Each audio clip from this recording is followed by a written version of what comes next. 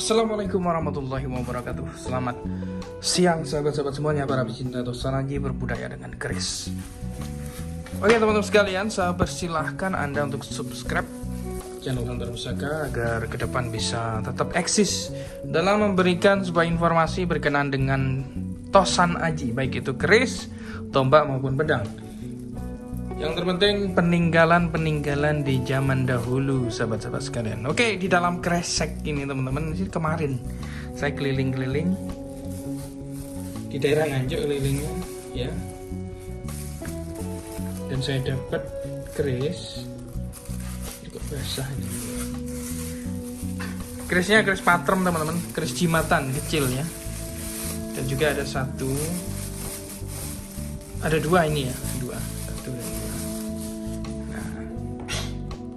Saya bahas satu-satu ya. Dimulai dari yang berwarangka ini. Nah, checklist sekali kalau saya melihat ini kayaknya kayu cendana nih teman-teman. Oke, saya buka langsung seperti apa kerisnya. Bismillahirrahmanirrahim. Nah, ternyata keris jangkung teman-teman. Oke, ini adalah keris jangkung. Tangguhnya adalah Purubaya atau Mediun. Jadi sejaman dengan era Mataram. Jadi Mediun itu ada dulunya, nama sebelum diganti ke Mediun itu namanya Purubaya teman-teman. Purubaya itu adalah suatu kerajaan kecil yang berada di daerah area Madiun dan sekitarnya. Dulu merupakan kerajaan kecil yang dua kali pernah diserang oleh Panembahan Senopati. Dan dua kali Panembahan Senopati mengalami sebuah kekalahan, dipukul mundur oleh Mediun ini atau Purubaya ini. Usut punya usut, ternyata memang kekuatannya itu terdapat pada kualitas daripada pusaka-pusaka beserta kewingitan dan orang-orang di zaman saat itu memang linueh teman-teman. Jadi orangnya terpilih secara supranatural itu sangat kuat sekali. Oke, ini adalah keris Mediun atau Purubaya. Jadi sekitar abad ke-17 ya. Keris Mediun, dapurnya adalah dapur jangkung, pamornya adalah pamor buntel mayit. Nah, pamor buntel mayit. Wow. Ini sangat langka teman-teman ya. Jadi kalau bisa dikatakan perbandingannya secara kesulitannya ya, memang 80% mencari keris buntel mayit itu sangat sulit sekali memang. Ada dua sisi memang kelebihan dari keris buntel mayit ini. Yang pertama adalah sisi keindahan dari segi fisik pamornya. Yang kedua adalah dari segi tuahnya.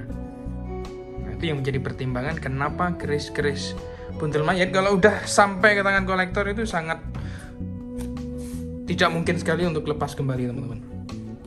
Oke, pamor buntel mayit. Kalau didengar itu memang tampak menyeramkan teman-teman. Jadi karena memang artinya itu pembungkus mayat. Jadi sehingga membuat banyak orang itu ketakutan gitu untuk menyimpan, memiliki keris yang berpamor buntel mayit seperti ini.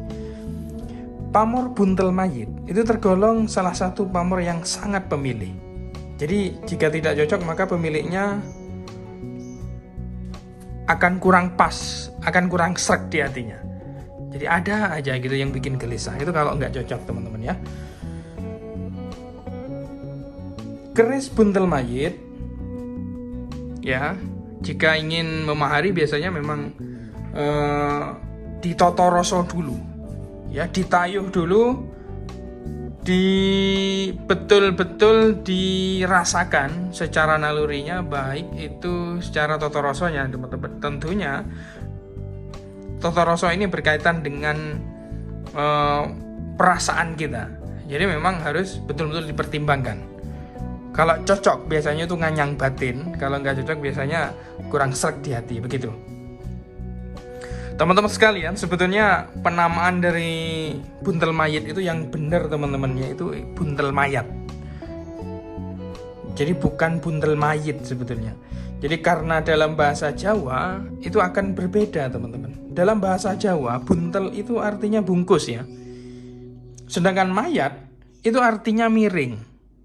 Jadi buntel mayat itu bisa diartikan sebagai buntel atau bungkus yang miring. Nah, jadi antara mayat dan mayat ini nggak sama teman-teman ya di dalam bahasa Jawa.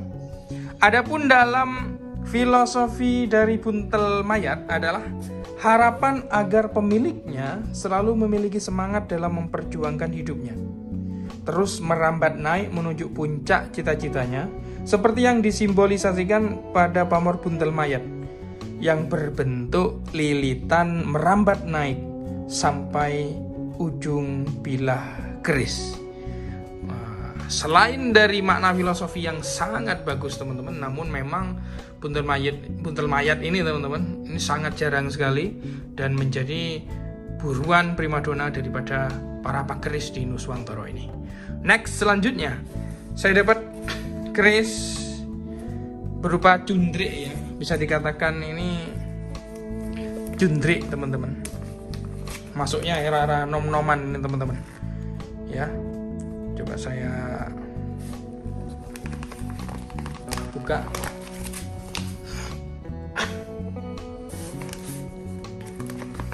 Nah, akan saya jelaskan di sini. Ini termasuk era Mageti.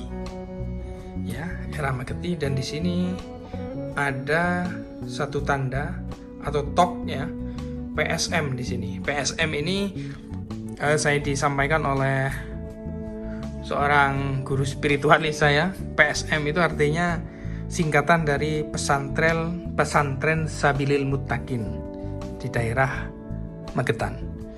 Jadi cerita dari historisnya seperti ini teman-teman. Dulu pada di zaman kira-kira di tahun 1825 itu sampai 1830-an.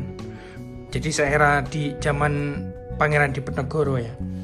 Ada Kiai Hasan Ulama, itu adalah putra dari Kiai Khalifah dan merupakan prajurit penasehat spiritual daripada Pangeran Diponegoro yang mengungsi ke daerah Jawa Timur. Pada waktu itu mengungsi di daerah Desa Bogem, Sampung, Ponorogo, teman-teman. Jadi ada kaitannya secara nasabnya ya, dari hubungannya dengan Pangeran Diponegoro juga. Dan Pangeran Diponegoro itu juga ada kaitannya dengan keris Mageti. Ada kaitannya dengan empu era Mageti awal.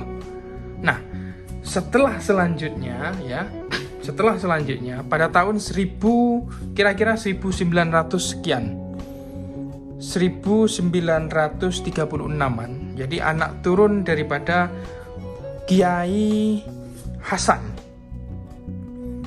ya, jadi cucunya yang bernama Kiai Imam Mutakin.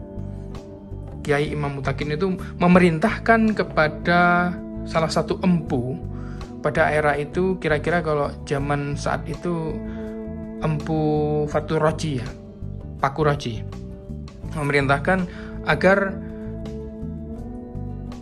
semua santri itu dikasih atau dibikinkan sebuah pusaka, dan dibuatlah pusaka itu seperti yang Anda lihat ini teman-teman. Pada waktu itu meletus PKI teman-teman, pada waktu itu berbarengan dengan PKI ya. Jadi inilah pusaka yang dibuat pada era Kiai Imam Mursyid Mutakin, yang dihibahkan kepada santri-santrinya untuk melawan PKI di waktu itu teman-teman sekalian. Dan ini termasuk cundrik ya, khas daripada Mageti Empu Pakuraji. Terima kasih sahabat-sahabat sekalian. Wassalamualaikum warahmatullahi wabarakatuh. Salam budaya.